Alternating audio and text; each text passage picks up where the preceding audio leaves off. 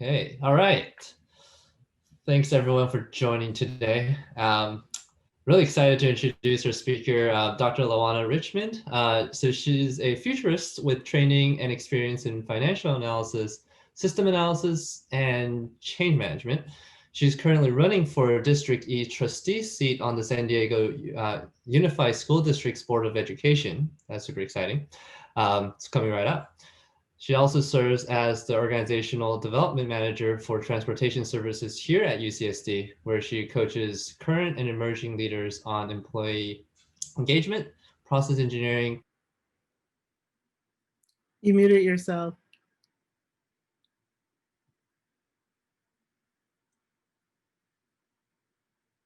Sorry, my background is not the quietest, so I'm trying to be careful with it. But anyway, so really excited to have you here.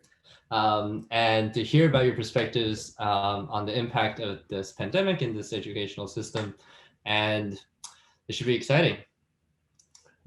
Well, thank you. I really appreciate the invitation. And it's been, it's been almost like a research project, just all the different ways I've been immersed in education and everyone's different viewpoint. And so I tried to do an outline that followed the design approach, just to kind of give people some pegs as I talk. And let me know if I go too fast or if I slow down, go too slow. But I'm going to try to get through this, and then we'll have some Q&A at the end. And I hope people will point out the things that I leave out, because there's some things I intentionally did not include so that we could talk about them at the end. So let's see here, to get started, first thing we want to do is empathize.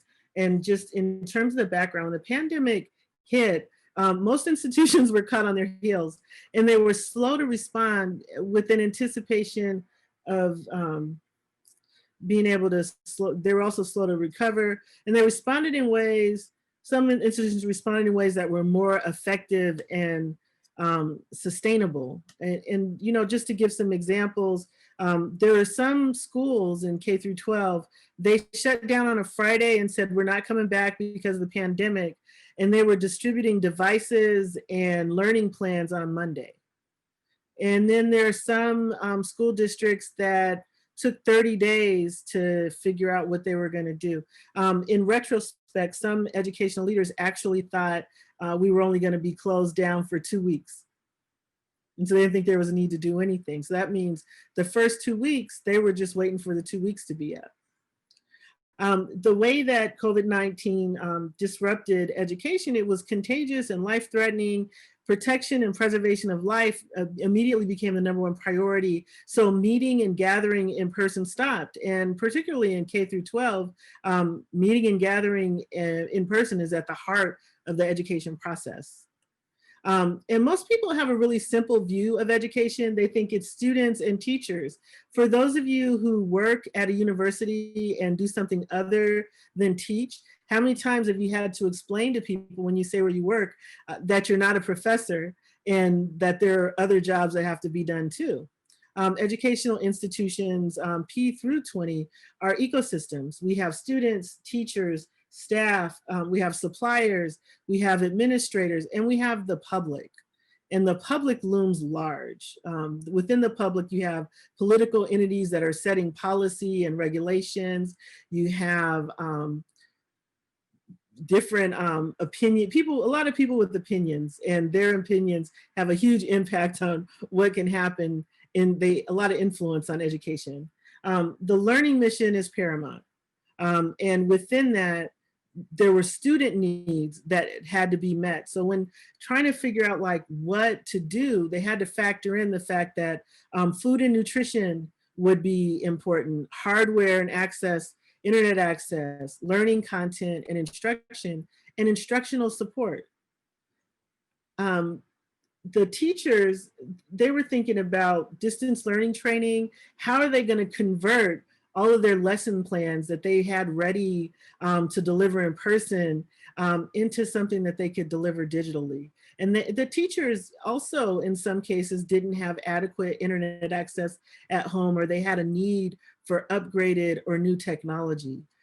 When people talk about what's happening in education, a lot of times they have a very narrow view. It's kind of like the three blind men with the elephant. One man touches the side of the elephant and decides it's a wall. Another person touches the elephant's leg and decides it's a tree. And then another person touches the snout and decides it's a snake. And they were all wrong because they only had a very narrow view of what they were dealing with. So I guess one of the things is to, what are some questions that need to be asked?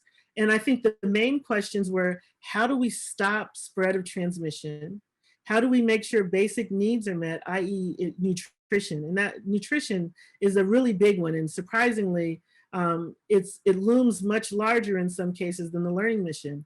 And then how do we distribute technology, and how are we going to provide instruction? For those of you who have engaged from the instruction side or as a student side in online learning, there are a variety of tools and methods that could be employed. And it really depends on what you have access to and what you know how to use. In terms of people who were making rules and setting guidance, we got, the governor was telling us what to do, the county, the CDC, the World Health Organization, panels of experts. In the case of San Diego Unified, they relied on a panel of experts from UC San Diego. And then there are many more. I would say the federal government in general offered guidance, but I'm not really sure where to put that. There were financial challenges. If we look at just San Diego Unified, the district was looking at layoffs to help close a budget deficit that had ballooned to $84 million earlier this year.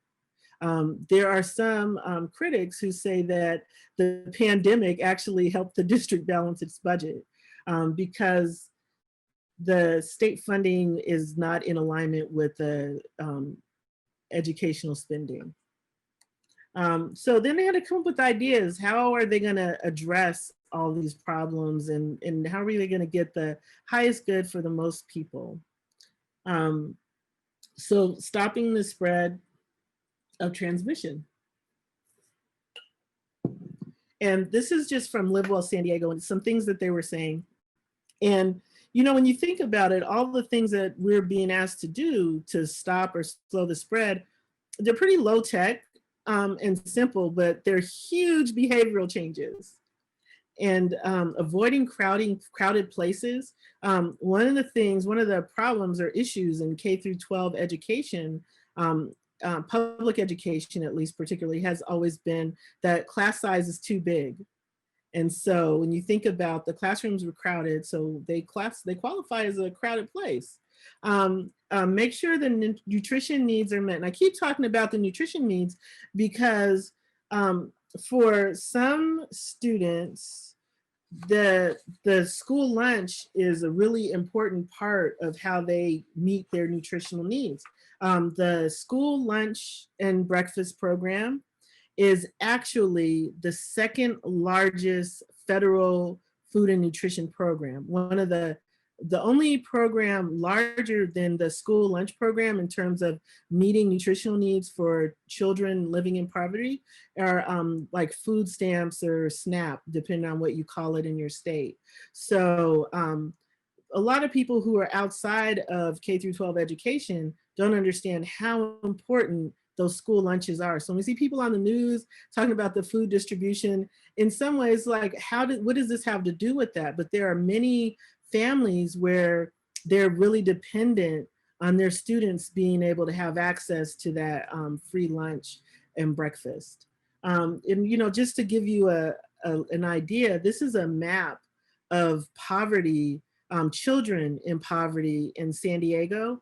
And the darker the blue, the greater the degree of poverty. And you can't really see it huge, but you see all these little dark spots as we get into the central area and the eastern area.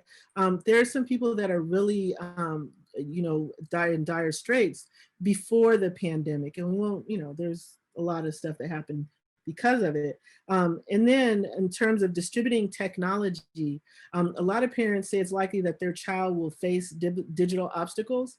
The schools, most schools, I would say all at this point, have been able to distribute technology to homes, but there's a variety of, in terms of the level of technical literacy, in terms of what type of Wi-Fi or broadband access they have in their home, or in some rural areas that they have access to, period. And then, of course, providing instruction. And so we've got teachers who, there were researchers, some of you may be in on this, but there's research that's been done that said that in-person learning is much more effective than distance learning. And so when that study was done, there were a lot of people who decided, well, then I guess I don't need to learn that distance stuff because what I'm already doing is way better. And yeah, it is, until, something like this happens. And so there's a varying degree of skill level. And so once we've kind of looked at like what the problems were that needed to happen, it was prototype and test. And I didn't separate these two because we were in a crisis state. So things were being, we've all heard the saying, build the car as you're driving it up the hill. So they were coming up with solutions and deploying them. And in some cases testing them, and in some cases saying, well, this is what you got. But they looked at how to make sanitizers available and get PPE on hand, and how to choose the technology that they'll use for deploying the learning and testing and education and socialization of behavioral change, which is, remains, I think, one of our greatest societal challenges. In terms of community information and socialization, to the left is the district's website, where it's got the COVID-19 news and it says latest district updates.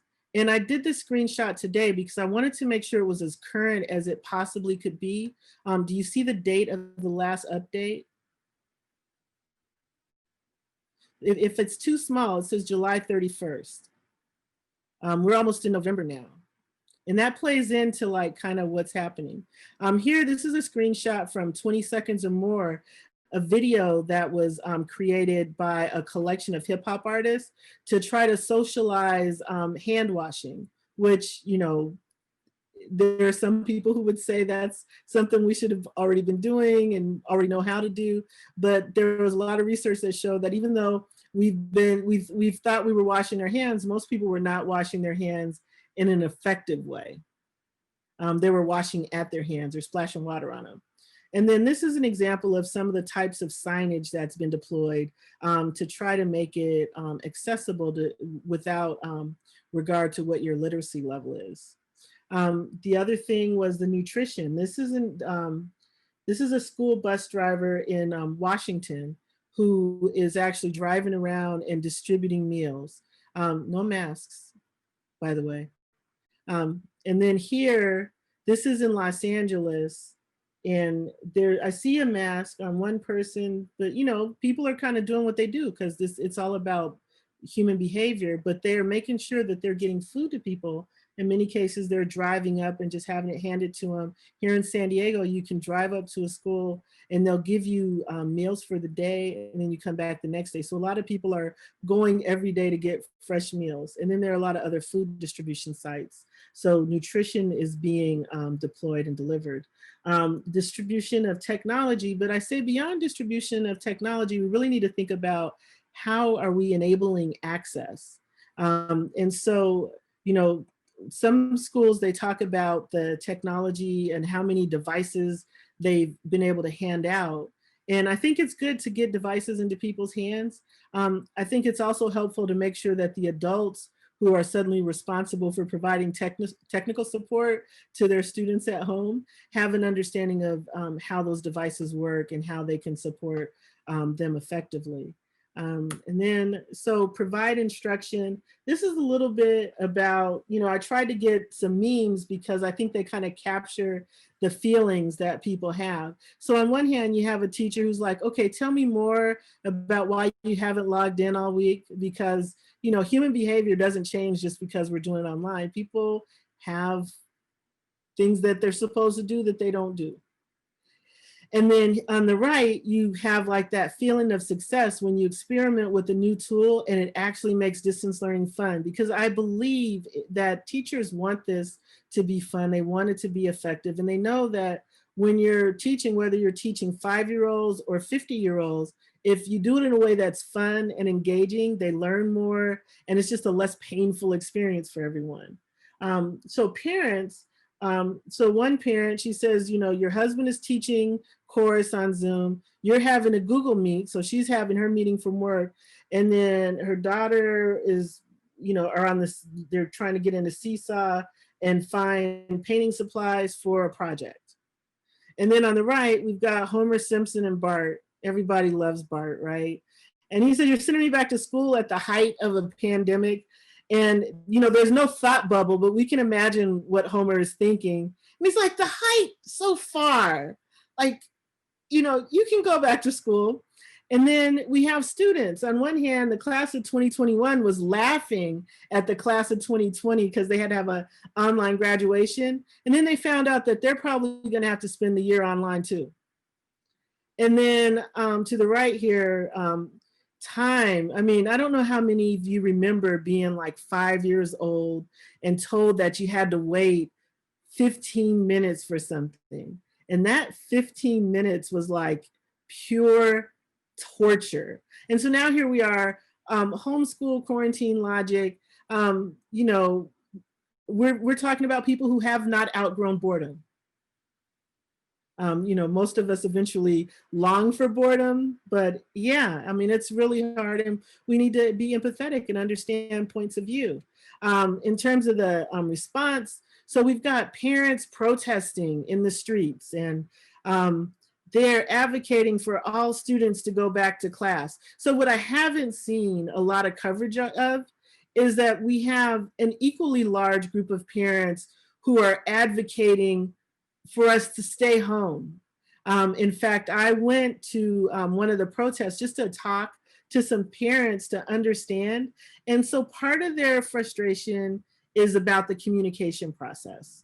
You know, the last formal letter they had received about what was happening was in August.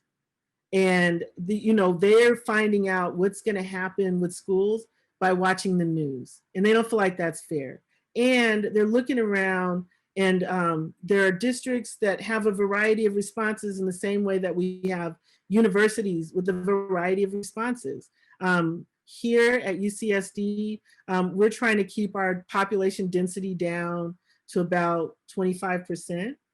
In some universities, they're going for dolo. It's, you know, just everybody come one, come all. Let's just act like everything is all good. And then there are, you know, responses that run the gamut in between. And in the same way, we have some schools, like the school, San Diego Unified until recently was completely no students, and now they're doing appointment-based learning with some success. They've had coverage where there are some teachers, there are some schools where there are no teachers who are willing to go to in-person. And we have to understand, teachers are people too. Some of them are at risk. A variety of us have living situations where we have people that we care about that we don't want to risk getting ill, even if we're not high risk. And then you have some districts where they have in-person. In Cajon Valley, they had students come to school every day in the summer without incident. And so there's, you know, there's emotions are high. Let's see here, there's some stuff in the chat. Yeah, their feelings are different. So I don't know how many of you saw this story in Utah. They opened in a suburban Salt Lake City district. I don't know if many of you have been to Salt Lake City, but it's super chill in terms of, you know, just people are, you know, this is a place where people care about their neighbors. And when you think about compliance to try to, you know, but they decided to open schools in a virus hotspot. And, you know, things went out of control. I mean, they already had problems and they got worse. So some of the findings. So while this was going on, the research nerd in me, believe it or not, I spent my summer meeting with an equitable distance learning task force, where there are a variety of stakeholders from nonprofit organizations, the private sector, and different school districts. And we had speakers come in, and we did some research and also leveraged other people's research to understand, like, how do you do this in a way that's equitable? Because one of the things that really came out that I didn't talk about, I think I didn't talk about it much. I may have talked about it a little bit when I talked about technology and nutrition, but the equity, all of the inequities that existed before we had a pandemic, they got worse. And equitable distance learning is, if we can find a way to fill the gaps that are not being filled for families that are not getting the best results with distance learning, we may be able to get some level of stability while we wait until we can go back to, or go to whatever our new normal is.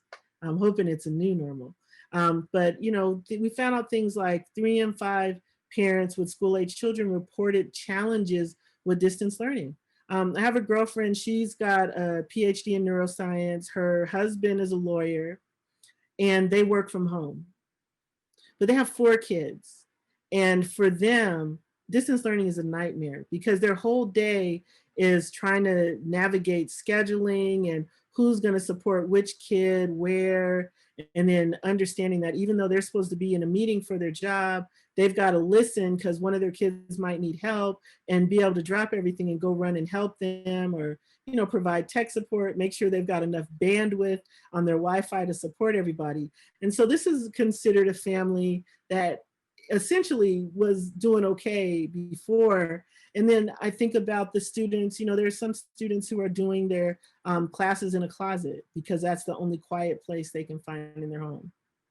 And a quarter of parents who are primary Spanish language speakers don't have an email address. So how do you communicate with parents that don't even have an email address, even if you give them a device? Our communities are facing an unprecedented call to action to creatively problem solve. There's more than 500,000 students in San Diego County. And this is just in San Diego, but being realistic, this is a global problem. And even in places where they thought things were under control, they're experiencing spikes. Within the scope of being successful, access to the internet and devices are bare minimum requirements. And so if you want more information about these findings and how we arrived at them, the white paper is at SanDiegoForEveryChild.org, or you could just Google Beyond the Hotspot.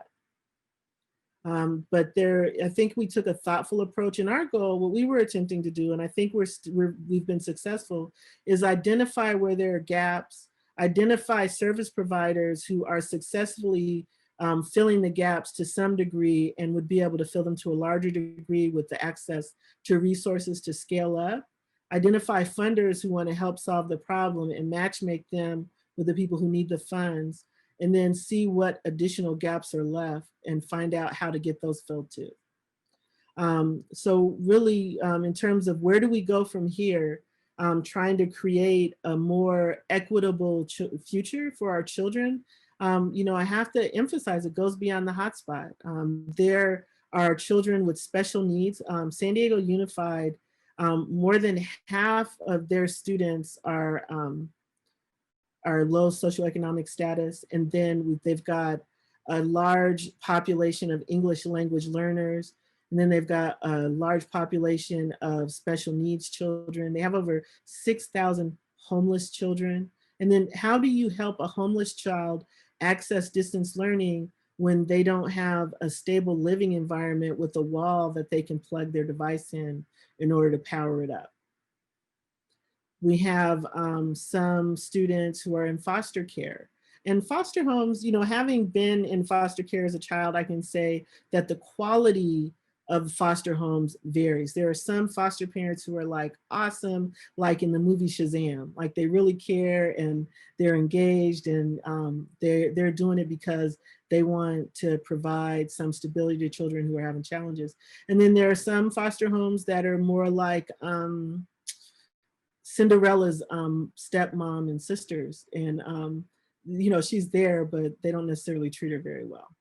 So those are all things that need to be considered. There has been a spike, or rather a lull, depends on how you look at it, in child abuse and domestic violence, because many people have been sheltering in place with their abusers. And even when it's not child abuse and it's domestic violence, that's still traumatic for a child living under those conditions.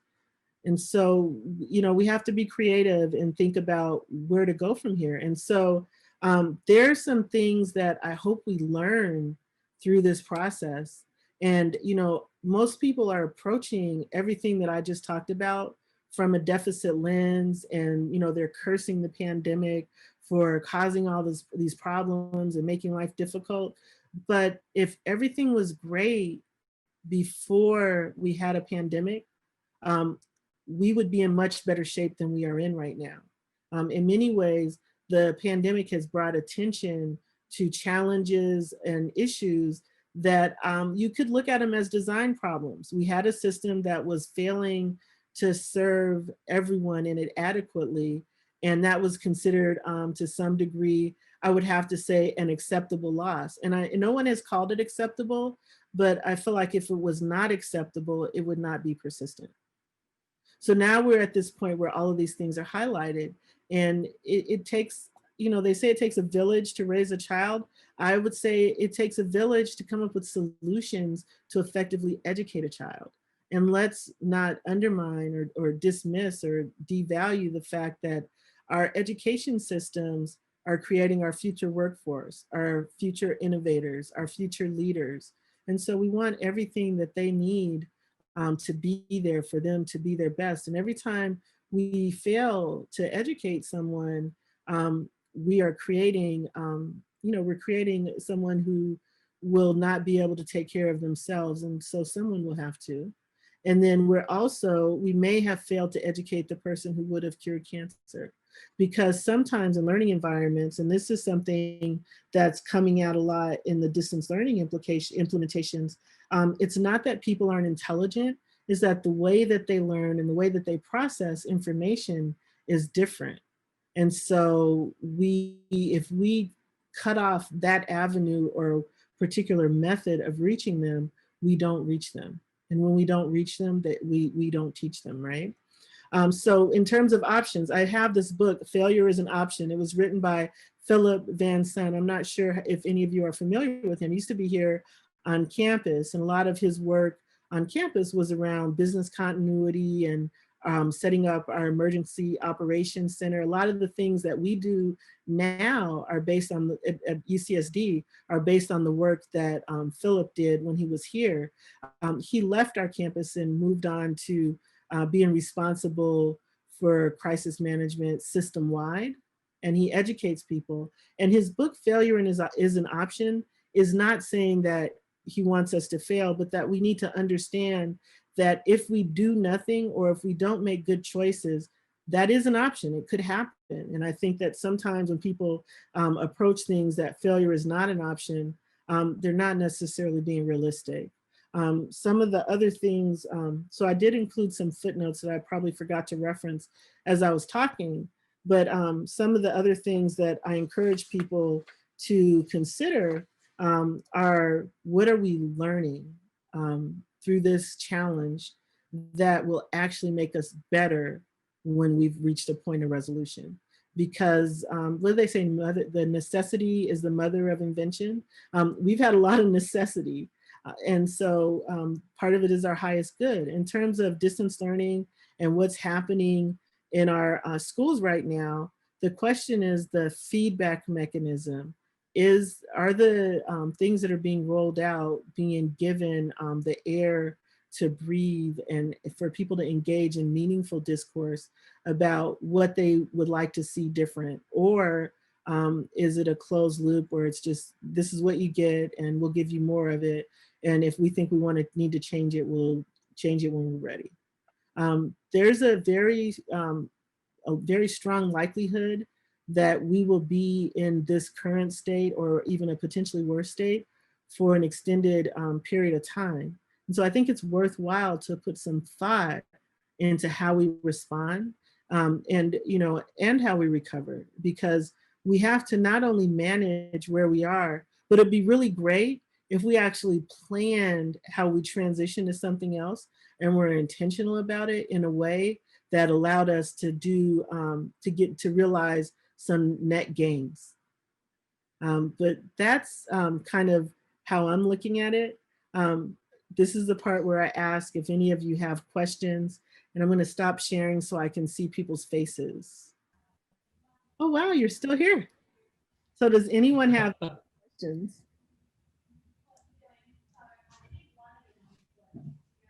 Don't be shy. Don't be shy, people.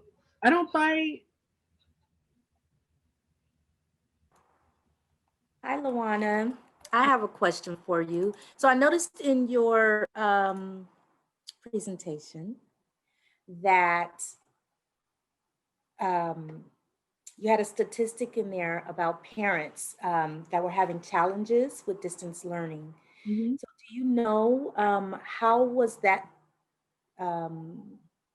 where did that number come from? Was it a survey? Was it at the San Diego Unified School District? What level was So that? it was not done by the San Diego Unified School District. It was an independent survey that included not only San Diego Unified, but included the school districts within San Diego County.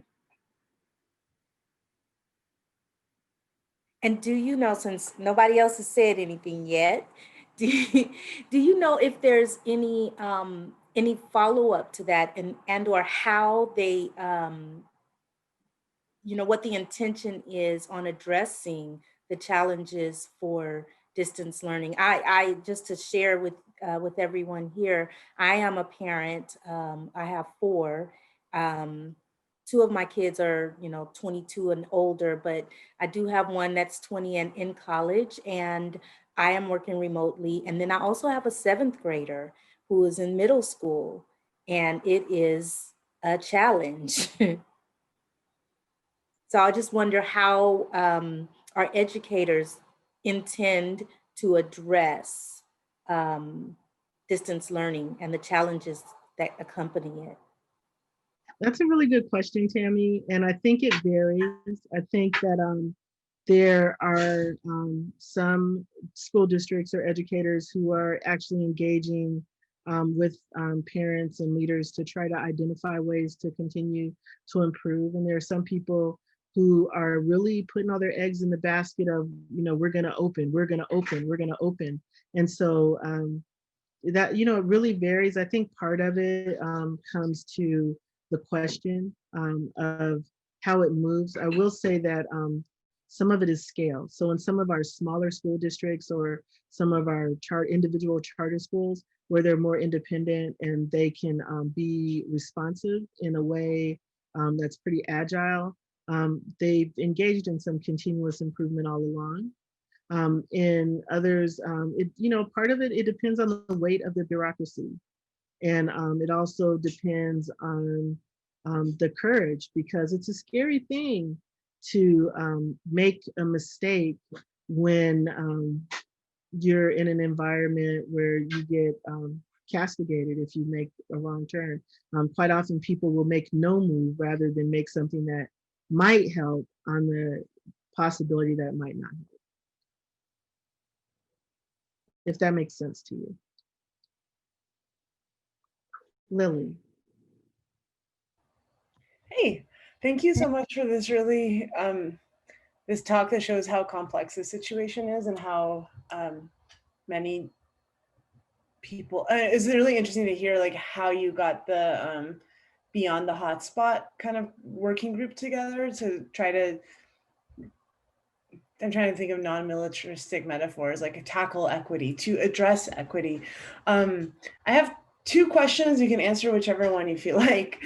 One question is, how does, I think in your bio, you described yourself as an Afrofuturist, and I was wondering how that perspective informed the way you undertook this work. But the other question, if you prefer, is you talked, two things that struck me about your talk was, one, you talked about crisis and how you kind of brought the testing and the prototyping and testing together, that compressed time frame of urgency, but then also how a lot of pre-existing inequalities are like really like showing themselves with more intensity. So I guess the second possible question is like, when we're in a crisis, like sometimes people try to get us to give up more and exacerbate inequity. Like, are there tactics for actually taking what you already know from before the crisis because you've been working on these issues and like moving towards something that is less crisis prone in the ways that we address kind of surviving together where we are? So I think that, I mean, I'm going to answer both questions just because I guess I'm a little overachievery.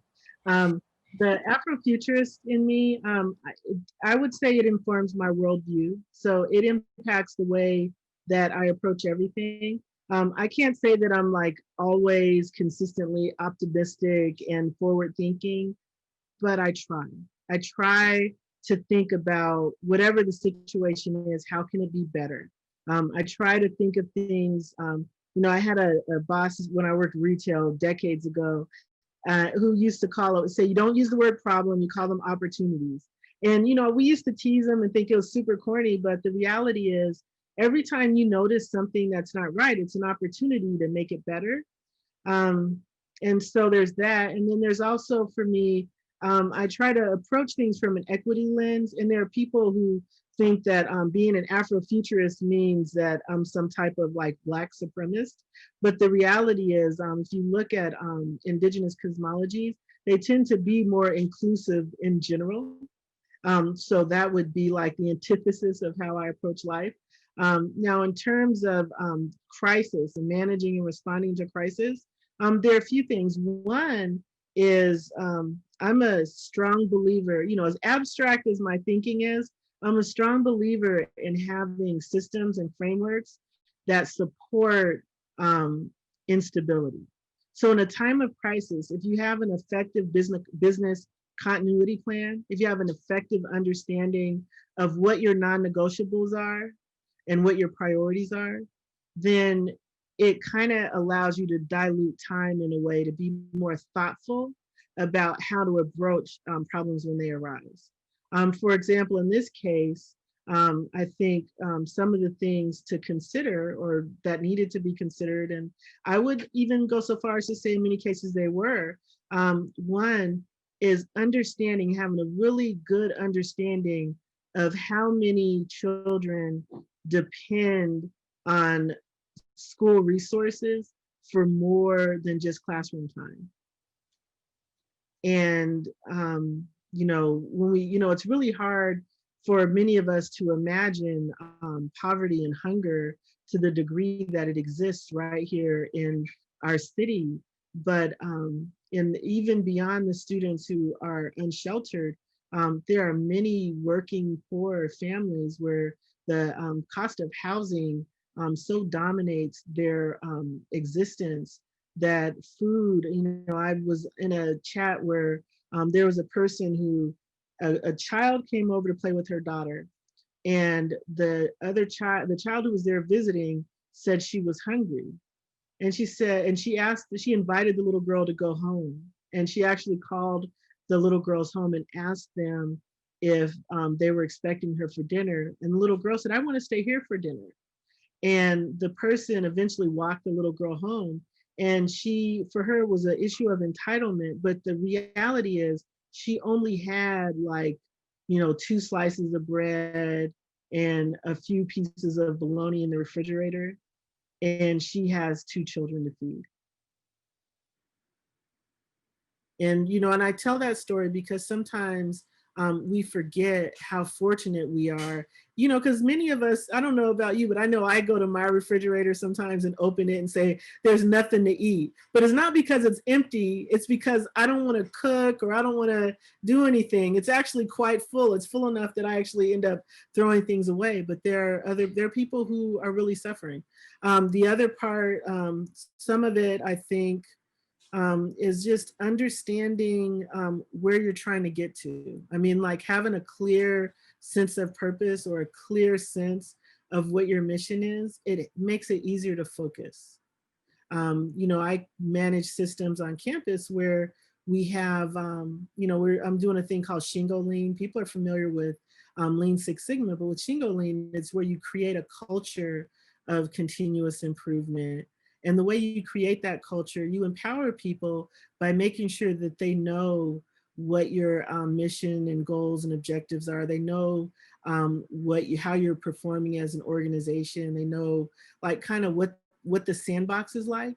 And by creating a clear sandbox, you give people the freedom to move around and make stuff happen.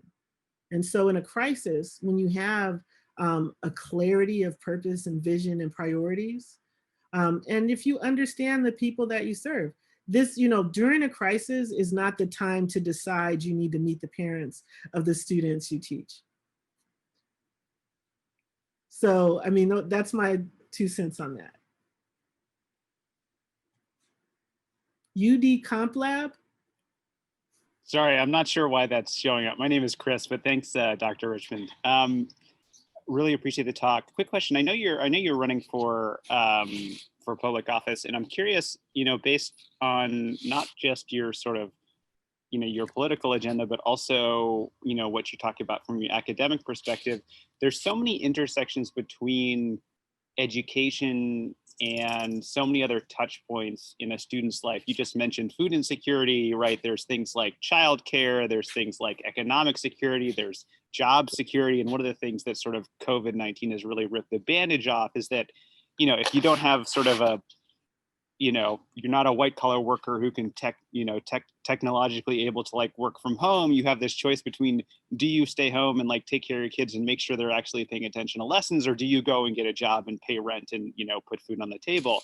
And so I guess my question to you is, as both a researcher as well as someone who's in the public sphere, what can be done from the school district perspective, or the people in sort of the involved in the sort of Board of Education, to really look at a student from a more holistic perspective? Like, do you on the San Diego sort of Board of Education, are you working with sort of childcare organizations, with economic security organizations, with food security sort of government agencies, and how you think about that moving forward, because it seems like such an interdependent, interconnected problem?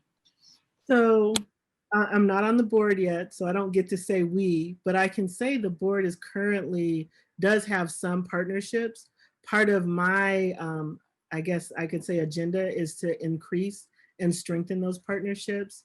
I've already been in conversations with corporate and public agencies, organizations, and entities about ways that we can strengthen that, because it's this ecosystem that schools exists in this larger ecosystem. And so, yes, it impacts childcare, and there's economics. It impacts the quality of the workforce. So if we do a really good job of educating our local students, then we are helping drive industry.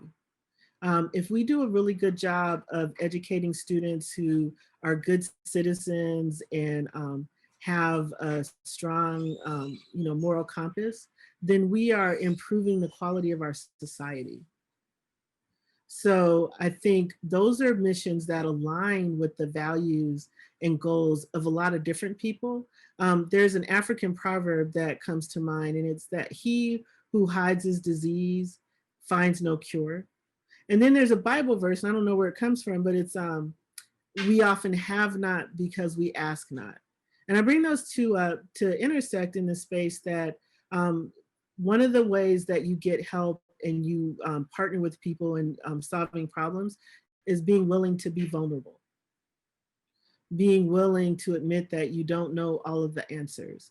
Being willing to share where your challenges are and offer up opportunities for people to help fill those needs. Educating children is probably one of the most noble causes on the planet, because our future as a society is dependent upon what happens with the children in our society. And so to not really allow people the opportunity to engage and help schools be as successful as they possibly could, not only is it a disservice to the children and their families, it's a disservice to our fellow man. So that's how I think.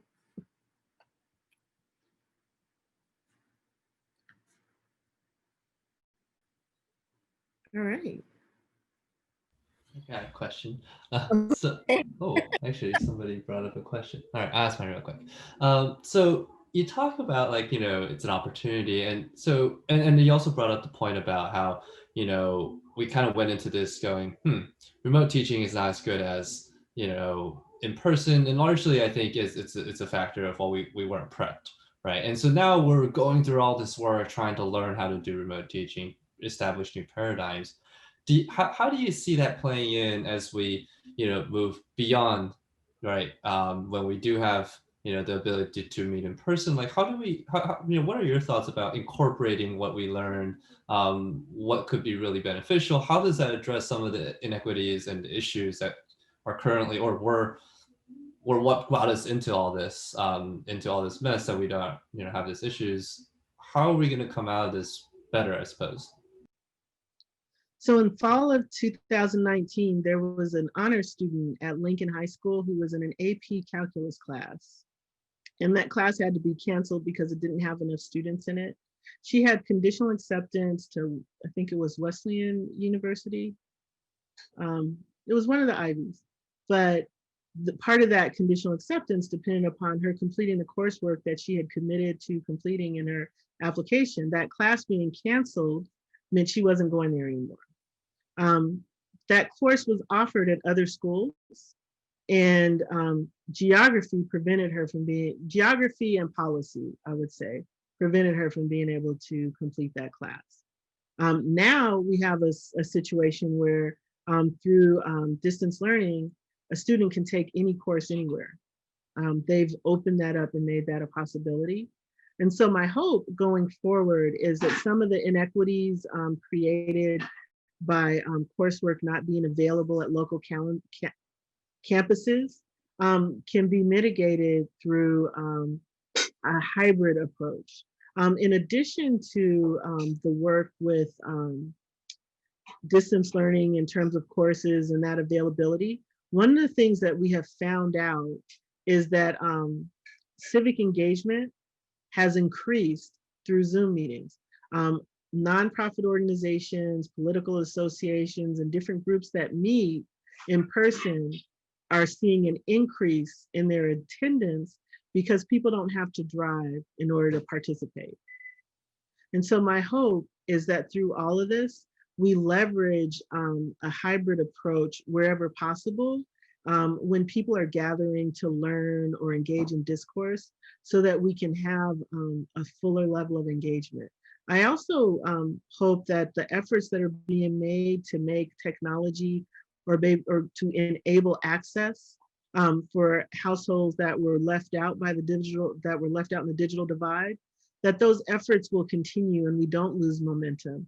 There's been a lot of conversation about municipal Wi-Fi, mesh networks, expanded Wi-Fi from municipal areas like public libraries. My hope is that people realize that even when we're not in a pandemic, those things are still good ideas.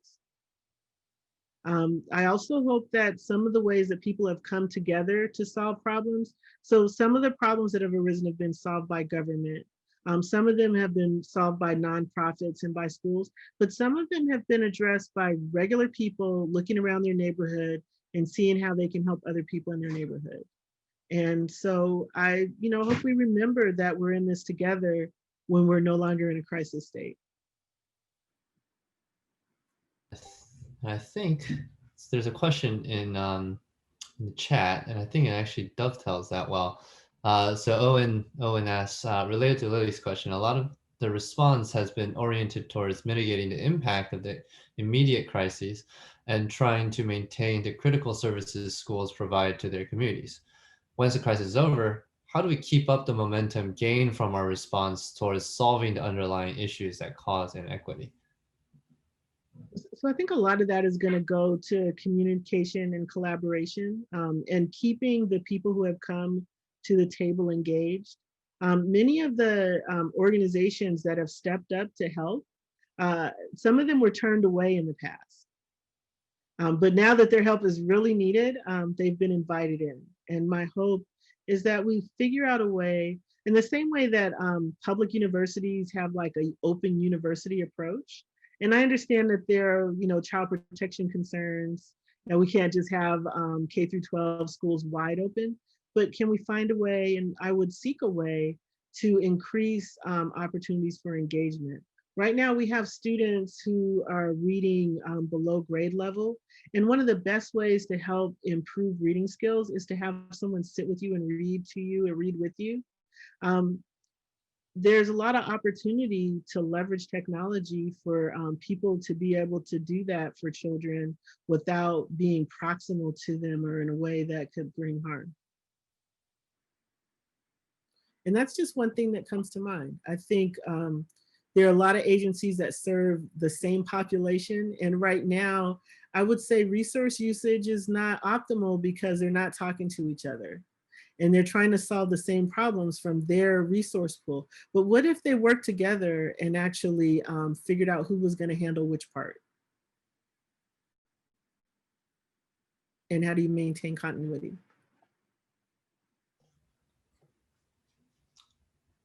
Any other questions? Anyone?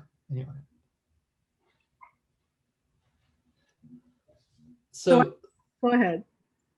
You had brought up some when we were just chatting before. You had brought up something about charter schools versus traditional schools, and there was opportunities to kind of collaborate, and rather than thinking of it as like one or the other, like I'd love to hear more about that, and kind of just your thoughts about that. Well, so my understanding of the charter school model is that it's to create space for innovation in a more agile way, and help address learning problems that are not being solved in traditional schools. And it's a place for traditional schools to be able to draw from as they consider how to innovate and better serve their student population.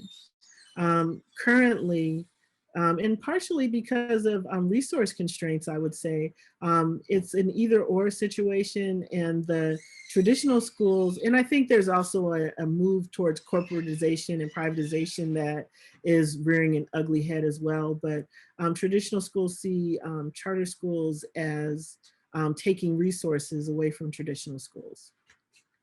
And so there's a battle, but I really feel like if there was more collaboration, it could actually be a complementary relationship. So one of the things I mentioned to you before we started, there were a couple of things that I didn't really dive into in my presentation because I was trying to be really focused. But the pandemic and the school's response to the pandemic, it didn't happen in a vacuum. While we were worried about COVID-19, we had a financial collapse, basically, and we had a huge social justice uprising. And those issues, particularly when it comes to education, have centered around policing.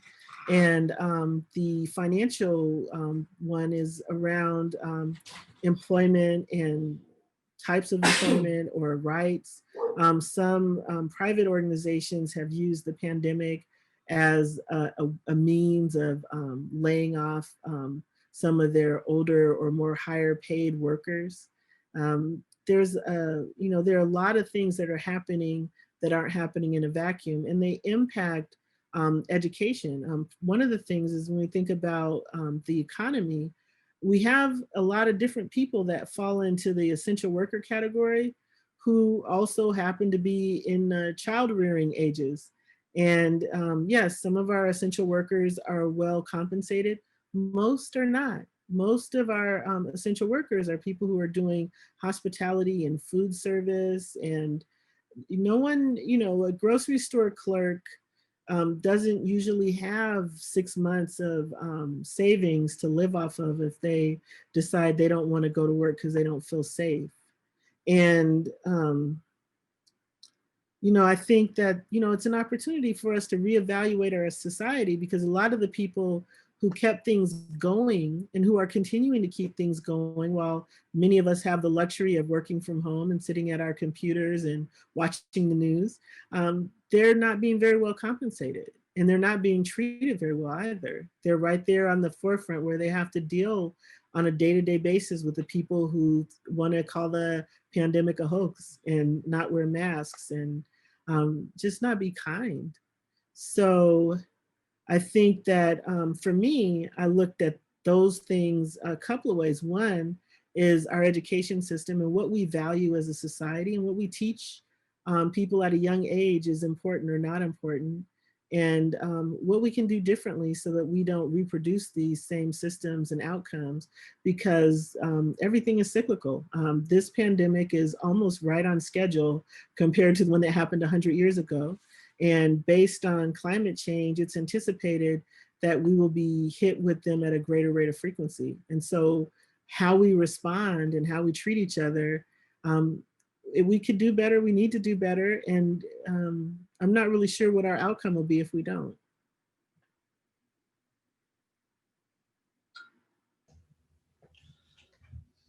Okay. Well, thank you so much for all your thoughts.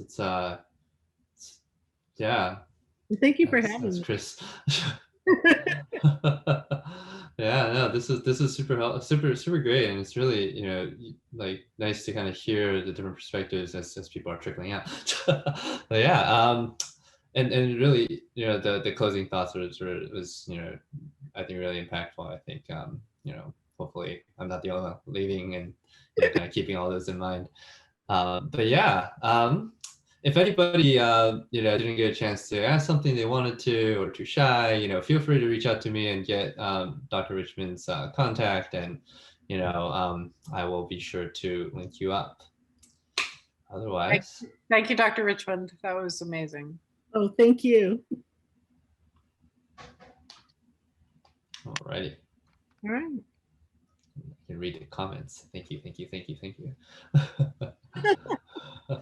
Yeah, Lori, we will have to talk about that running for office thing.